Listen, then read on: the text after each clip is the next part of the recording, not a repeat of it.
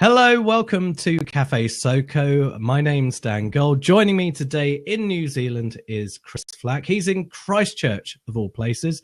And I say that because when I went to school in Dorset, went to a school in the other Christchurch, not the one in New Zealand. Chris, how are you doing today? Good, thank you, Dan. It's Sunday morning over in New Zealand, and it looks like it's going to be a nice day. Currently, it's a lovely day here. It's still Saturday, which is still quite mind-boggling, you time-traveling superstar. Today's blab is about, as you can see on the title, how to use graphic design to create identity, but that's kind of only part of it, because I think most people know what a graphic designer does. But there's this trend at the moment to talk about visual communicators. Now, Chris, sort me out with this one. Is it just people trying to be trendy? They're still graphic designers, or are they doing the same work but on a different basis? So I think you're talking about the difference between visual communication and graphic design, or designers. It's really the same thing. It just, the idea is that it covers off everything else. So the traditional graphic designer mainly works in print, which is everything from annual reports to newspaper ads. Whereas now we've got social media, we've got things like podcasts, websites, responsive websites. So it's growing a lot. There's the PR side. So traditional graphic designers have evolved, and now they are visual communicators, for use of a better word, really. How has design changed? Because, I mean, going back to when you first got into the work itself, has it become this more we talk in communications terms of mobile first, so we're taking account of having smaller screens, having a better impact on something that's shrunk down, not having lots of words on things that they're impossible to read. From a design point of view, where does it start from kind of a consultation stage? So, I mean, I guess design's still the same, like the principle's still the same. You've still got to communicate. It's just now there are many, many ways to communicate. So as you said, like there's mobile devices, which 5 years ago, none of us, we didn't have to design an ad that worked on an iPhone, a Samsung, whereas now we do. So suddenly you're thinking, when you're starting at the design process, how can I simplify whatever that message is down to 140 characters, or a 7-second loop on Instagram, or a soundbite on Blab. So it's trickier, but then again, the young designers, so your kind of 18-year-olds to 22-year-olds, something like that, they're used to it. There's no difference for them. But when you're like mid-30s like me, sometimes you feel like you're trying to keep up with the younger ones in terms of, the Snapchats and things like that as well. And that's really an interesting thing from when I'm talking to clients about how they consider using design as a part of the product, rather than just the traditional getting a layout done. It's how is that going to translate to this next generation? I hate to divide it into baby boomers and Gen X or millennials. The fact is that the numbers are in the marketplace now.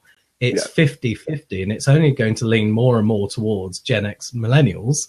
So we really are at the kind of the tipping point to tip over on that one. Eric, thank you very much for finding this blab. Thank you very much. I'm glad that you're interested in this one. If you've got any questions for Chris, please do let me know. Let's go back to the beginning. When we talk about the ed process, when we're learning our trade, when we're in school or college or at uni, how do you think that the schools have got better at accounting for modern platforms to help the younger designers, or is it kind of native to them? And how are us older people, I can't believe we're saying older people, how are we catch up with them? Well, to be honest, I don't think the schools have got any better. They're their fundamental job as a design educator is to teach design principles. So that's like, say, the basis, the foundation for design. But what you do have is, as we said before, the younger people, or the 16, 17-year-olds, 18-year-olds who are starting in design education, they've already been playing on iPads, iPhones. They now cut videos at school when they're, I know 7-year-olds, and that's probably old, which are cutting videos on iPads at school. So straight away, they're used to doing it, and the people teaching them, a lot of them are kind of 40 plus in terms of age. So they're generally designers who have designed the industry for a while, and then they thought, hey, I'm going to give something back and go more into education route. So they're not as native with the younger up-and-coming technology as the young people are. So their job is to teach the principles, and then the young designer just takes those principles and applies them to the technology. So I know that, the young guys we have at Strategy in Christchurch, like the stuff they can do, even with HTML5, just on a little animated advert. I've got no idea how to do it, but I don't need to know how to do it, as I can teach them the design side of it. So that's the key, is that the young people learn faster, and it's already native to them. So really the bigger challenge is for the slightly older ones, if you will, to be able to keep up, or at least understand that technology enough to ensure they can guide and direct the young designers in the right way to make sure they're actually designing it correctly. Does that answer the question? Yeah, or? It certainly does. And that brings me on to a question relating to that. Do you ever get to the point where you're trying to communicate to a client about an opportunity through a modern platform, and they go, no, we can't see the point in this. We can't see how it's going to work for us. How do you communicate to your clients that, hold on, this could really get results for you? Oh, gee. It's quite a hard one. So, there's big differences in New Zealand versus London, and even probably versus Canada. There's 4 million people here. Our social media uptake's pretty high, but even convincing a local accountancy firm or a local kind of business incubator, to use LinkedIn more, which I see LinkedIn as the go-to for just business networking. They still see social media as a risk, as where's the value output, like what's my return on investment? And a lot of times you don't get an actual return on investment for a while. It's more about putting those business people in the right situation so they can create more business and meet more people. It's like us, we know each other from working together, but if we didn't, you would have reached out via LinkedIn, I presume, or even Twitter. And if you're not working in that space, like if you've not put your brand in that space, or if you have but you're not replying to those emails that are coming through, then it's kind of pointless. So I think this goes back to brand strategy, and it's like you need to build a good foundation for the brand, even if it's a small brand, which is a lot more of the type of work we do in New Zealand. And then you need to put it in the right places that people can see it. So I think it's quite simple, but there's a lot more of an education thing in New Zealand around what is the value of being on LinkedIn, why should you be on Facebook, or why not? And then obviously Twitter as well. Do you just tweet and hope people see it, which isn't really the way to go. You need to form relationships. So there's a whole digital strategy there, which then ties into the brand side, and then that's when you get graphic designers or visual communicators or thinkers involved to actually position that brand in the right place. When we look at visual communications and consistency across either multiple platforms or printed materials or cards, or when someone's doing a presentation, how many times I've been to see presentations and I go and see these amazing websites and I think, I want to see this presentation from this guy. And then you go and see a really ropey PowerPoint that has no consistency with the beautiful work that they're doing. And there's something lost there. I would definitely advise people, I'm sure you would as someone in your role, to say, look, if you are going to be presenting to people who could be part of a tribe or people that you're going to influence or potentially clients, make sure that design is absolutely consistent. And if it's something that you have to outsource, it's better to do that than to use one of the pre-made templates in PowerPoint, which I think is probably one of the worst things you could do. But I mean, you're exactly right. It's communication across, your social icons or your social profiles need to look the same, and then PowerPoint. Oh man, a lot of people don't seem to understand that. I know that PowerPoint is a great tool, but that doesn't mean you need to write an essay every slide. Numerous, we as part of our job, we do work on some nice, nice glamorous work, and there's always the PowerPoint template, and we generally go back with a page, and it has maybe 6 bullet points on it in a headline. We're like, right, that's much information that someone can take in at one time while you're talking to them. Remember, you're talking, so you talk and you explain a bit more that's on the page. It's purely there to help the viewer in a meeting. People learn in different ways. And it's just adding that value to what you're saying. So it's trying to get that message down so people don't fall asleep when you're giving them a PowerPoint presentation, but B, it's not. I don't think it's a PowerPoint presentation. I think that's the part that's wrong. Even if you're using PowerPoint as a presentation, and it's your job as the presenter to make it interesting and really to the point, because people have extremely low attention spans these days. Yeah, actually, that was something that really struck me. I remember we were both at TVC Group in London together, and that became a part of the Economist group. And I remember when one of the guys from the mothership came over, and they'd said, we've got this rule, it's the 3-slide rule. And literally we do a whole presentation with 3 slides. Yet I'm looking at some of the techniques that are being used now because of that short attention span. And it's literally a visual representation on screen. It can be an image, a word, or whatever, and you're using it and they're clicking through them, and there's a huge number of them. But of course, it's the words that are the constant, and the image is just supporting the words. And I hate it, and I'm sure you're the same with this, when people read word for word what's on screen. Nothing less. You've probably heard of Picture Coocher. Is that so? 20 slides, 20 seconds a slide, and that is one of the most dynamic ways I've seen to make a presentation, because each slide moves every 20 seconds. And I've heard there's been talks on toilet signs in Japan. A guy did a talk in Christchurch recently, and it was very funny, down to just someone's 20 photos from their Instagram feed of food.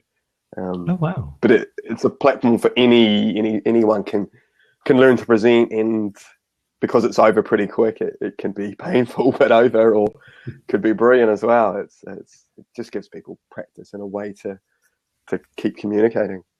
How have you found, just talking marketplaces, I've gone from, the same place as you in London, big, huge city with millions and millions of people. I'm now in a town of, about 300,000 people, a province of 1 million and a bit, 1.5 million people. You're in New Zealand with 4 million total. How have you found, you've said that there's maybe a little bit more resistance to certain technologies and certain things, but how have you found people getting along with acceptance of different ways of working? Because when I came over here, there are some things that are different. And actually, I've come here and found there's a lot of things that are, dare I say it, slightly better. There are healthier ways of thinking. It's not the instant this, that, and the other. And that's across the board in London. It's pressure, pressure, go, go, go. And I find that the quality of what I'm doing now is significantly better. And I'm probably happier with what I'm doing. So you've just about summed it up there, dear. In London, there are a lot more, it's just bigger cities and larger processes around a project. So if a budget of a project is in London, it was a lot more. Say it's $1 million, for example. Therefore, there are a lot more jobs on the line. So therefore, there are a lot more sign-off processes and more people up the chain you need to sell a piece of work to, which means a lot of times you get lost in process. So as you present up the chain, if you will, each time a part of the project gets slightly knocked off. You're still defending it as a designer, as a creative, but it gets harder to keep it as one whole piece. So you say you get to the end of the chain and you've protected it well, but it's 80% of what you wanted. So that means you've lost part of it. Whereas in New Zealand, luckily, and sometimes it's not as luckily, we are generally presenting straight away to the person who signs it off. So we present to the head of marketing, and a lot of times there's only 2 people in the marketing team. It might be a big organization, but that's just New Zealand size. Whereas in London, there might be 30 people in that team.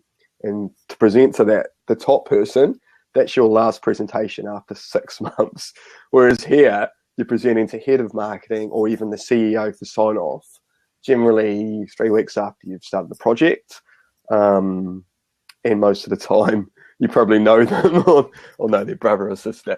So there's a really nice synergy in terms of you get direct feedback from the person who either commissioned the work or ultimately signs it off. There are plus, there are good and bad sides to everything, but generally what it does mean is work is accepted faster. And also here we generally can produce work that sometimes has a little bit more risk attached, because the margin for error or the negative outcome, so if something was to go wrong, can be litigated pretty fast. So we could, if it was say social media, we can generally update it faster because the sign off is shorter. And then also we do quite a lot of pro bono or kind of subsidised work for charities or for events. So we recently did some really nice work for TEDx in Christchurch. So TEDx Christchurch, it was all based around the questioning and thinking again. So with that, we worked with the head of TEDx Christchurch directly. And luckily she was in office around the corner, so she'd pop down and would have the whole campaign pinned up on the wall. And we'd say, this is what we're doing, this is where we're heading. It was very collaborative. He said she'd just walk in and say, love it, leave you guys to it and just walk away. And for us, that's like when you're in a pressure cooker, getting that piece of work to go live the next day, because that's the type of event it is. That's when having that beautiful client relationship really helps. Do you think, from a creative point of view, and you can disagree with me if you want, do you think that working in a more agile environment where things can be changed quicker, where people know that there's a less of a risk profile, where it's not been approved by 150 people and then 150 further people further down the food chain who have no relevance and no place in that process and sign off, where there's more creativity, or it can be sharper? Because if there's one thing from things like the ad awards, the design awards, the international ones, New Zealand always does really well. So part of that is New Zealand, I guess New Zealand attitude. We generally just knuckle down and do things, which is why I know in London, especially, New Zealanders always liked or favoured around the office place, because we come in, do the job, don't try not to get too involved in any of the politics around it, and then we would generally go down to the pub as well. But which incidentally was the last place that I saw you. It was, yes. Mind you, that was my leaving. It was my leaving drinks, but you had your. In fairness, I came back for that. Yes, which is very good. So we are agile. The New Zealand attitude, we kind of call it the number 8 wire, which is this wire that we use for fencing, but we use it for everything else, as well as duct tape. So a roll of, do you know duct tape? Yep. So we use that to fix the roof, the fence, the kettle. It's not boiling, but a duct tape around it. So we're generally out there just, getting on and making things happen. Whether it's a good result or bad result doesn't always matter. It's more just about doing something. And that's the same in design, it's the same in product design, it's the same in typography. And that's why we do really well international design awards, because we test the work. We sometimes we don't. We just actually go, it looks good, and let's just make it happen. And the clients, pardon me, we have, say, close relationships because of the barrier of sign off is less. So the work can get out there and see the light of day, and that's the big thing. There's so much good work in London, and this was especially at TVC, that never saw the light of day for numerous reasons. And there's the same in New Zealand, but there's a lot more of it in London that doesn't get out there, so it doesn't get the chance to be put into awards. And I saw so many either mood boards or bits of designs that at the back of your desk area. And it's like, why has this not gone anywhere? It's awesome stuff, but you know, the classic long sign-off process. I'm just on, is it Behance? Is that how you say it? Yep, Behance is the one, yes. So I'm just having a look at it. Can I just put a link to that on here? Yep. There we go. So when people watch this back, and Oliver, who's watching at the moment, thank you for tuning in. When people watch this back, they've got a link directly to it. I'm just looking through there. It's got a number of lists of awards on the left, and I'm not going to embarrass you, but thanks, man,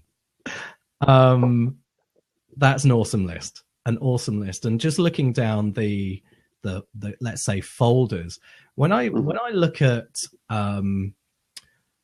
when I look in the yellow pages, or I look them up on my SAS 411 or online for someone, and I look for a graphic designer, I know that inevitably I'm going to get, and including the people I work with, they're very good and they do awesome work.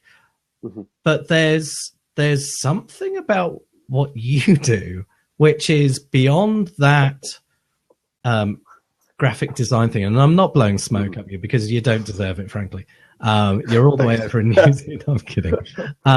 But just looking at some of your work on here, it's where does that inspiration come from when it's a brand or an organization going, we want something that's identity? Did they go, we don't care about practical, we just want identity and vision? How do you put on paper vision? That's always something I've struggled with.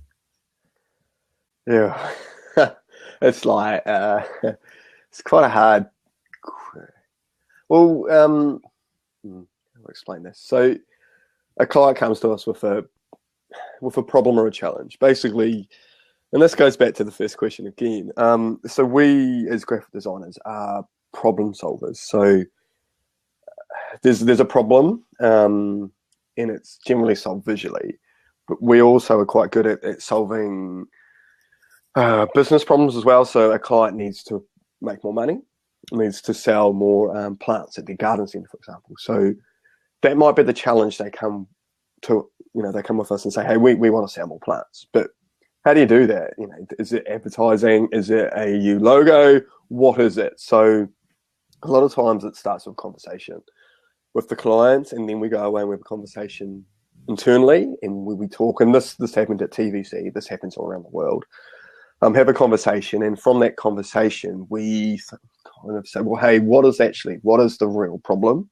And actually, it might be that they need to sell more plants, but when we went to their building, their actual buildings, or the places where they sell the plants, they don't actually look that good. So it actually comes down to the environment. So we go, hey, you actually need to redesign your buildings, you need to paint them. So for this project, we got them to use an interior designer. They increase what the buildings look like, so they're a lot more like the products were put in the right place so they could actually be sold rather than on the floor and dirty. We then devised a series of TV ads, which was where we came up with a character, a little girl who walked through this world it was called the Odorings world. So she went through this world interacting with the plants, and made this whole world, which is when you go into a garden centre, come alive. And then all of these activities meant that actually the original problem, which was to sell more plants, was taken care of quite easily, because you knew who they were. The customer experience when you went there was a lot better. But we would have never got there without actually asking questions and going and visiting them and finding out more about them. So a lot of the work we do is solving problems, and at the start the client, as I said, could say we want a new logo, and it ends up actually we design them a book, because it's actually they need that to talk to their clients rather than the logo. There's nothing wrong with their logo, but that process is quite a long process, and sometimes it can be quick because you hit the nail on the head first time. Other times it can take months and months, and you might never get there, but it's a process. Yeah. In what I do, I work in a field of content marketing effectively. Yeah. And it's a banded around, phrase, hey, I'm a content marketer, and everyone's a content marketer. When you look at content, and you've said it really well there, you've gone from the visual merchandising and how the stock looked for that person, and then you've told a bigger story through content rather than saying, hey, come here, buy something. Yeah. Have advertising agencies there changed from a traditional model of, hi, here we go, here's a design, run an advert, you'll get a result of X, to, hi, let's tell your story, and that will then convert hearts and minds to get X. Has that happened there? Because that's really happening here. Has it happened in New Zealand, or was that happening over? Yeah, it's happened here. It's been a slow progress because we still have some very traditional ad agencies. But has it happened there in New Zealand? Yeah, definitely. So, I mean, the U model is there now. There aren't in New Zealand. They're not really called advertising agencies as much. It's communication agency, because now it's about solving not just advertising. Because advertising traditionally was where, as you said, you come in, we'll give you a TV ad, a couple of newspaper ads, we'll run it nationally, we'll add some social media on now. So now it's actually everything. So it's social media, it's advertising, it's any of those touch points or communication channels that the client needs, or we say the best channels to market based on their original problem. So that's why now in New Zealand they're not called advertising agencies as much. A lot of times they're actually called partners, so creative partners.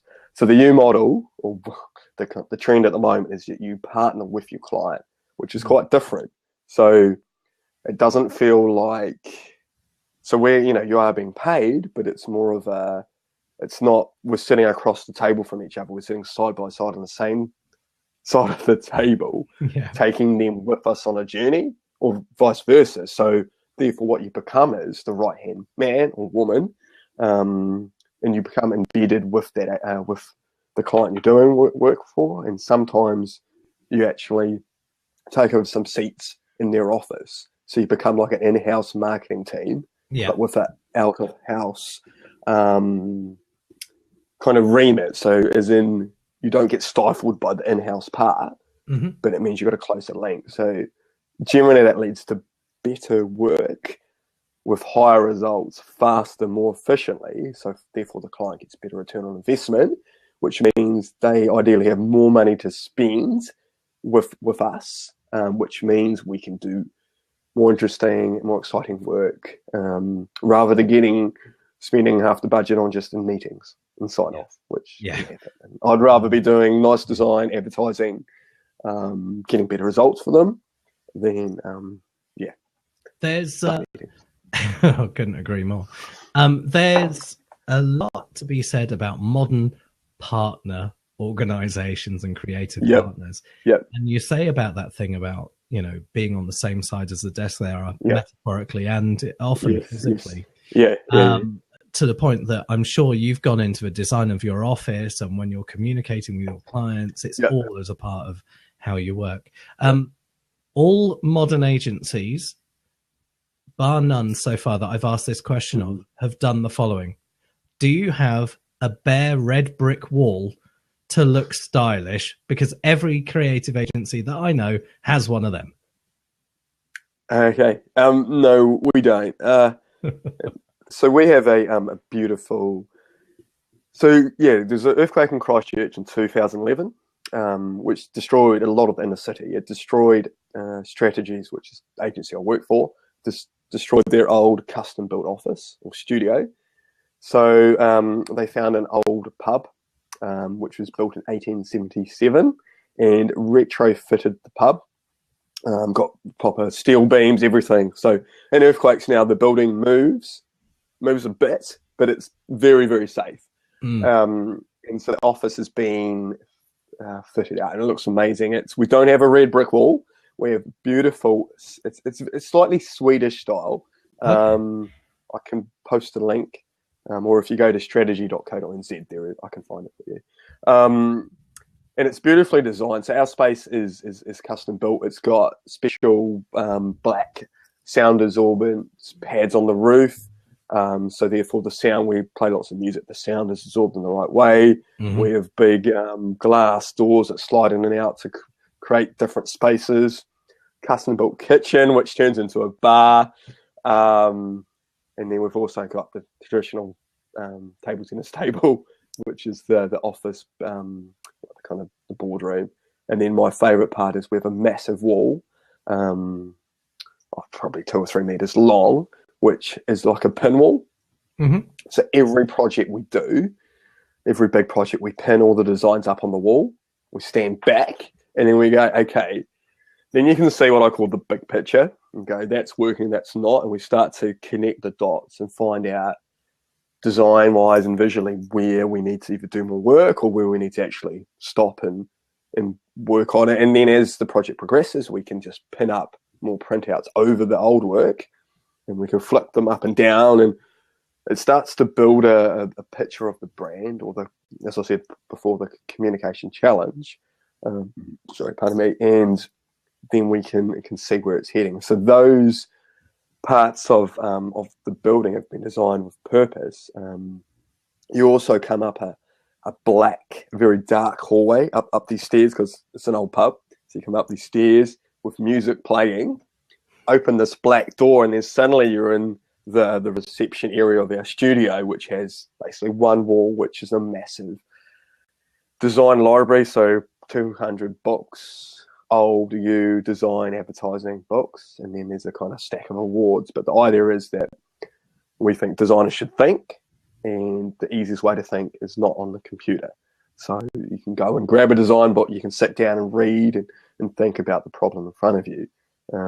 So it's all about curating those spaces. So therefore, when the client comes in, they've gone from this dark area into a light, open studio, and suddenly they're like, right, I'm here to do business and to talk to these creators, rather than just opening a door and straight in. There's no journey. So their head might still be back in the office going, God, I've got to do 5 things when I get back, and how I'm going to meet them. So therefore, when in a meeting with us, they're already stressed about something else, and we need them to be relaxed and ready to talk through whatever it is that we can do for them.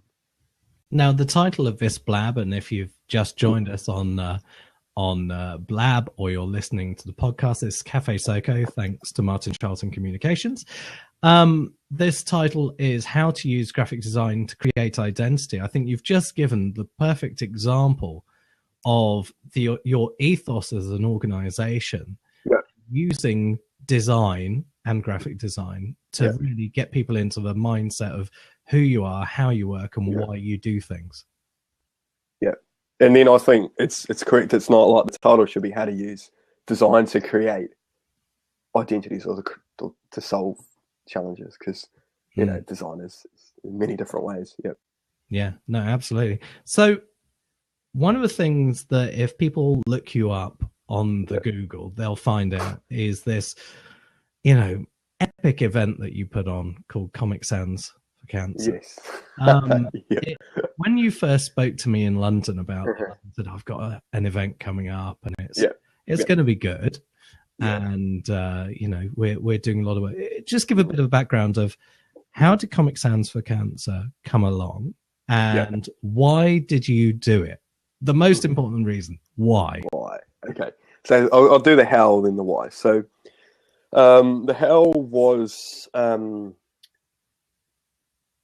was doing a course. It's called Landmark Forum. So Landmark is a how would you put it? It's I guess, a self-development course, which takes you through a series of different like kind of challenges personally and career-wise, and makes you think about certain things and gives you a structure to do things and to look at things in a different way. So I was doing this course, and part of the course was you had to do a project. And I'd always had, well, for the last kind of 6 months, I had this idea about I should do something with Comic Sans. I don't know why. I just noticed that no one was, and it was going to be its 20th anniversary. So the original idea I had was I was going to redesign Comic Sans to be a serif font, and which is to the uneducated people unknown, it's a font which has feet basically, and Comic Sans is a very cartoony font. As I was thinking of doing this, I then found out an Australian guy who had done it and done it quite well, and it was all over the blogs. So I thought, I can't redesign Comic Sans. And then while doing this course, I thought, well, actually, let's just do something. Let's celebrate Comic Sans' 20th anniversary. So I thought Comic Sans, cancer is something everyone cares about. I personally have had a few friends and for a few friends' parents and things like that die recently through cancer. Just before I put this event on, so it felt like it was right to do. So the idea was Comic Sans for cancer. Initially, it was just going to be maybe 20 posters at a pub, and I thought maybe we'd get $1,000 and that'd be it. Oh, sorry, 500 New Zealand dollars, 500 pounds. And then through this course, it told me to think big, but also to give the project away, to get other people involved. And we all have egos, and we all have things we like to do, and we all like to control things. And I have a certain way I like things to go, and sometimes that can be hard. But they said, you've got to give it away. So I just rang up this lady I met once. No, I actually never met her before, and said, hey, this is my idea. Would you like to be involved? And she said, yep, this idea is amazing. Her name was Jenny Phelan. Luckily for me, and luckily for Comic Sans for Cancer, she knows a lot of people. And she's very good at taking an idea and how to make it big. So me and her, and then another friend, Renee, who you know as well, Dan, I got Renee involved as well. And the three of us took it from a small idea to a big idea. We then knew that we had to get a lot of big famous designers involved, because when you get the famous guys involved, everyone jumps on the bandwagon. So through our friends and different people, we had a lot of big designers, Mash Creative, people from the partners, from Pentagram, all the way to SoCo Design, and then different agencies around the world got involved, and they all designed posters. But then where it really took off was on Twitter, where design curators and things like that, the DNAD talked about it. So suddenly we had a lot of interest from around the world. I think over 500 designers submitted, and we showed over 100 posters in London. But the key was taking something like cancer, which everyone knows about, taking something like Comic Sans, which everyone knows about, putting them together, because straight away everyone hates Comic Sans, and that's the best bit, because the design blogs, everyone's like, this is just insane, what a bad idea, I can't believe someone's doing this. And as soon as people say that, you know you've done it. Yeah. Nothing better than people dissing the idea and getting fired up about it.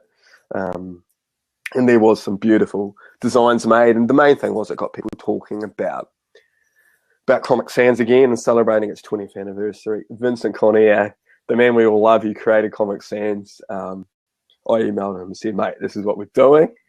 Expecting him to say, I hate you because I don't want to talk about it. This is when I actually found out he loves the Comic Sans in terms of he loves that everyone hates it.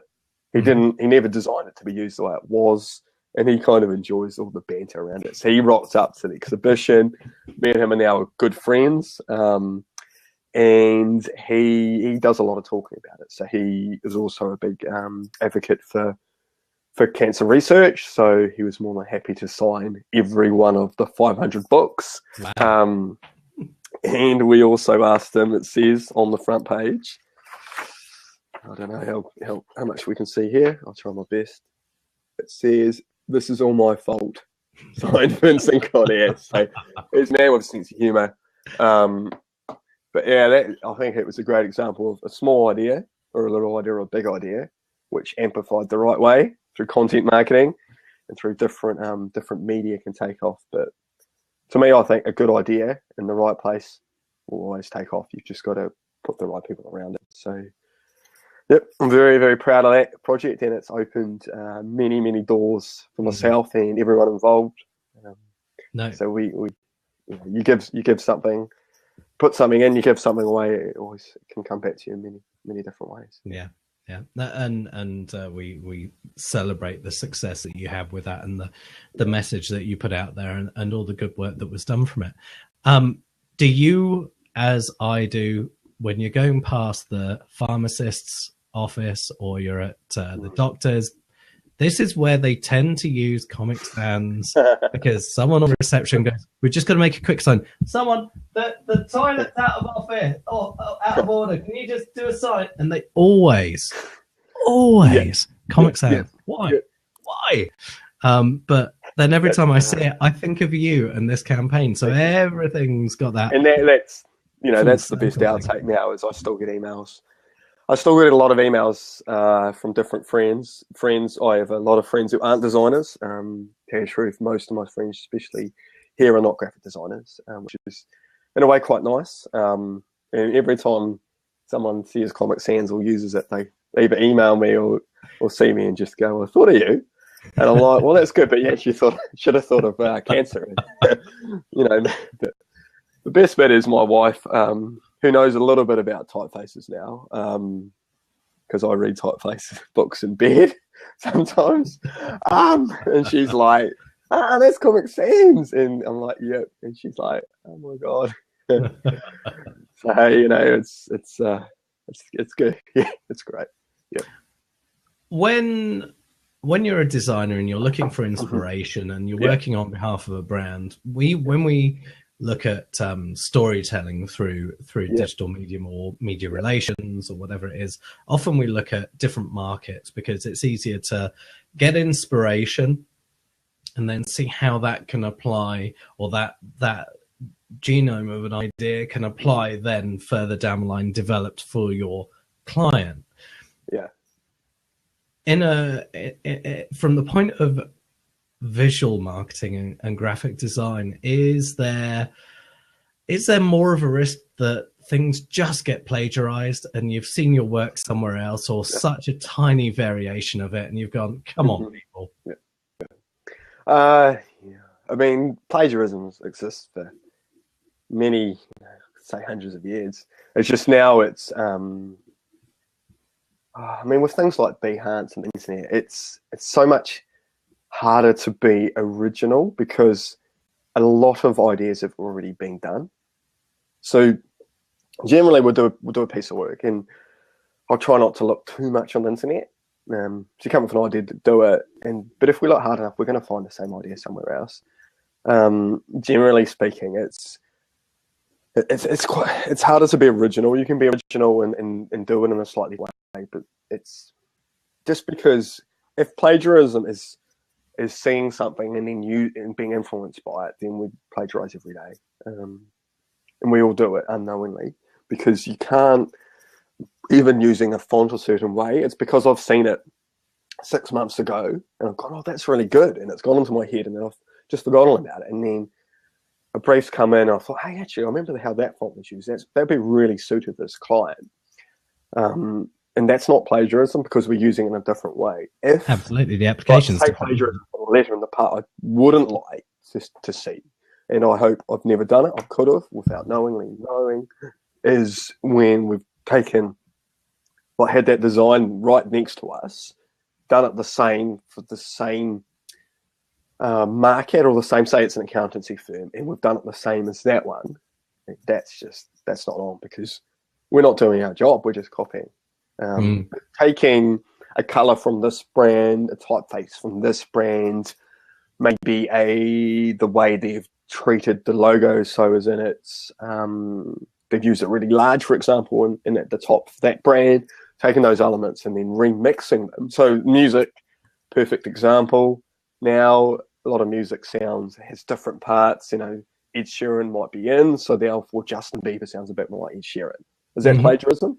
It's plagiarism if he uses the exactly the same riff with the same. So it's a bit like that, and music's probably a really good example because taking parts that work somewhere else and combining them is the kind of is the way ahead. But on the other hand, and I know a lot of very good designers who have a lot of work on things like Behance, and their work is copied everywhere. In the end, you've just got to go, actually, it's a compliment. It's the best compliment. And to have work, it does make you a bit angry, but what can you do? Email them, tell them. Yeah. It's not really made much difference. Yeah, no, absolutely. It's just part of the industry, but the idea is that you shouldn't copy. Is no way. But you should be influenced completely. Have you found that? And I don't know if this is really a particularly great question. Have you found that the way that people want to go into this big data thing and look at numbers coming back, that can detract from going, hold on, this is selling, this imagery or this look and feel and how it appeals to the heart can't always be measured in data. Yeah. So all the best work I've done, I've been involved in or seen done, has not been researched, has not had a lot of data thrown around it.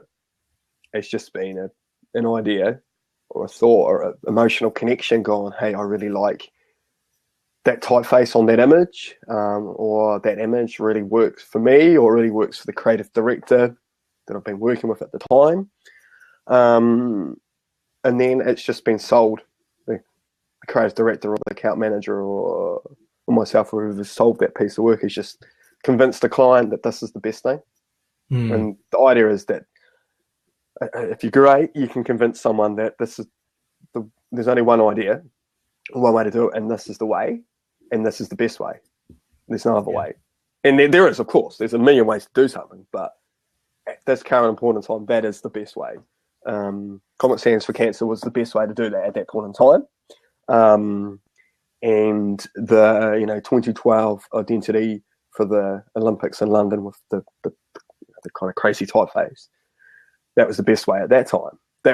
They convinced them. So of course there's many other ways, but it's that point in time, and none of that has had a lot of data. I mean, the Olympic stuff might have, but most of the time it's a feeling, an emotional connection, and that's it. And the data it's not going to change anything. Generally, research will tell you, it will make you do what's been done before, because people cannot assess something they've never seen, or if it's too edgy, or they want things they're used to. So you need a good client and you need a risk. That's actually a really good point, because I remember all the controversy around the time of the London 2012 logo, how the media, and we're not going to blame the media because media service is a really essential thing, but they had gone out to people and said, hey, design your own logo. And all these newspapers from the Sun, the Mirror, the whoever were filling out pages and pages and web pages of all these potential logos. And then the London 2012 logo came out. Universally, it was detested, and people mocked it, and then made some really inappropriate artwork as a result of it. But it wasn't long until that brand, that look and feel, and the explanation all keyed together, it made sense. And suddenly people are saying this is an iconic brand. And it's it suits it. Before I left the UK, which is around about a year ago,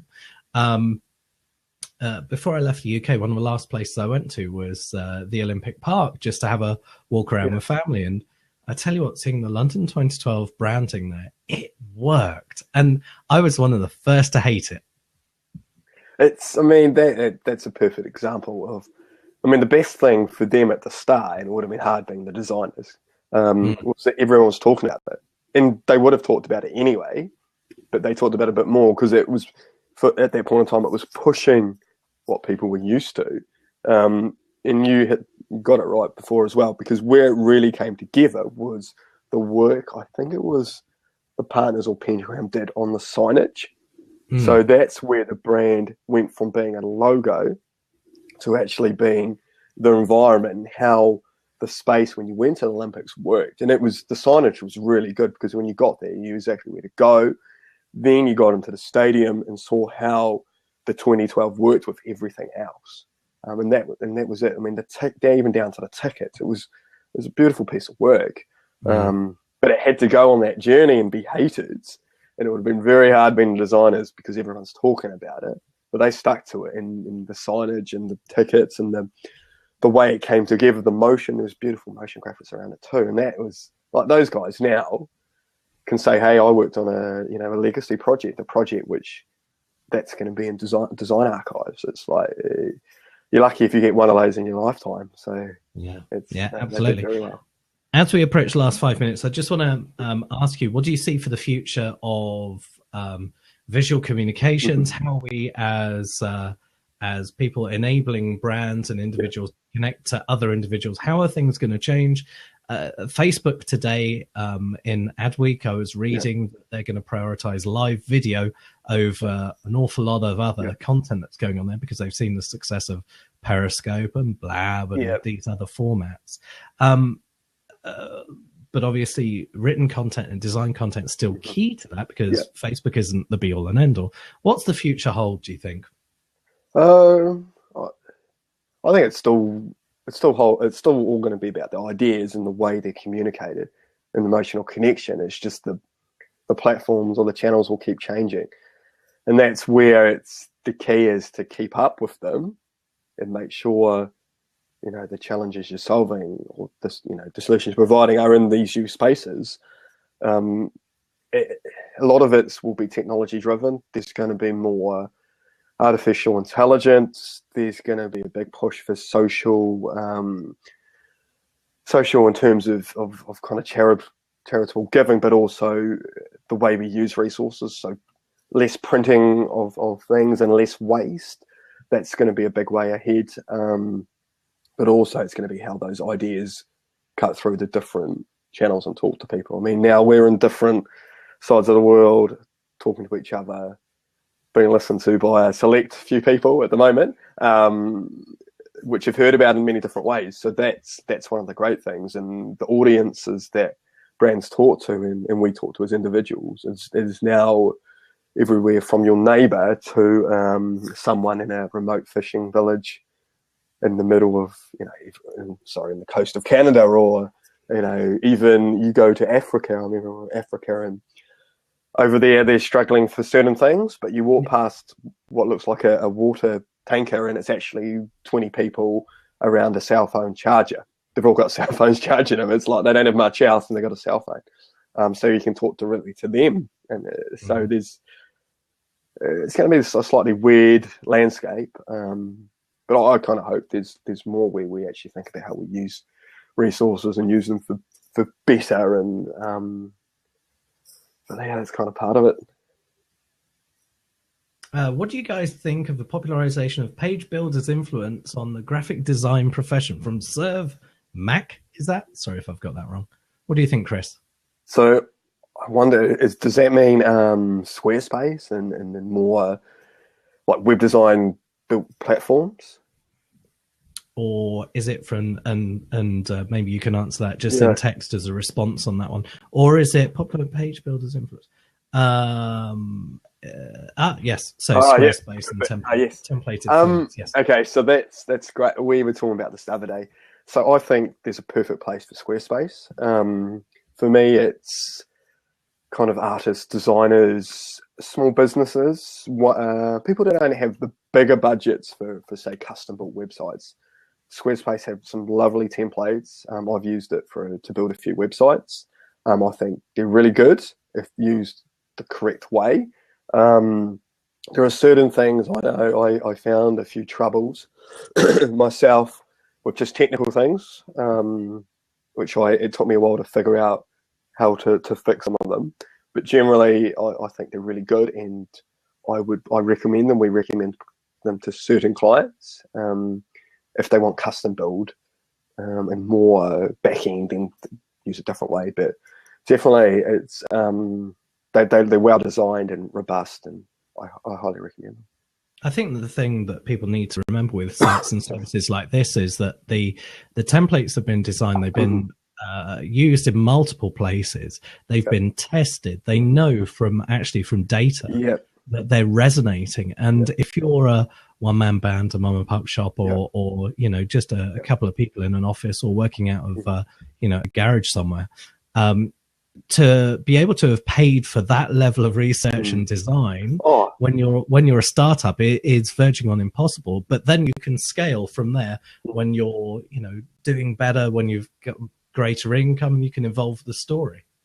And the price, I mean, it's really, I think, was it $30? We built the Comic Sans one on Squarespace because it was all done for free. We had no money. And that was perfect, and that did the job, and it looked professional at the time, and it did what it needed to. And the Squarespace templates at the moment, they're responsive, so, you know, they work on mobile. And to build a responsive site at the moment for a brand not using Squarespace, it's quite a bit of money, which a lot of brands don't have. So if they can invest that money in building the brand, and as you said, Dan, once that brand is built and they've got, say, business cards, and they've got, you know, their social sorted, then suddenly they can then reinvest in the website, which is better than not having a website. So therefore someone goes to find you and you don't exist in the, you know, the current where we are, where if you're not on the internet, then you don't exist, that type of world. So yeah, I think it's great. Well, Chris, time has beaten us. That is one whole from Canada to New Zealand. That long. Chris, for people to find out more and find out where to get in touch with you, how can they do that? So if you go to my Behance page, or go to chrisflack.com, you can send me a message via Behance. You can also look me up on LinkedIn as well, and I'm happy if you want to send me messages via LinkedIn as well. No, sorry, I think I coughed then. I went to turn it to 0, and I think I turned it up instead. So, no, that wasn't any statement about you giving your contact details. Please do. If you want to get in touch with me, I'm at dangoldmedia on Twitter. You can get me via WeTellYourStories.ca. The links to mine and Chris's are actually in the live chat section of Lab. This will be available as a podcast on CafeSoCo. You can search for that on iTunes. Chris Flack from New Zealand. It's been a long time, my friend, but thank you so much. Just as a health check on this one, I do have to say the following. Views and opinions expressed in this program do not necessarily reflect those of Martin Charlton Communications and other associated individuals and organizations. ENOE 2016. Chris, thank you so much. Mr. Gold, pleasure. Thank you. See you later.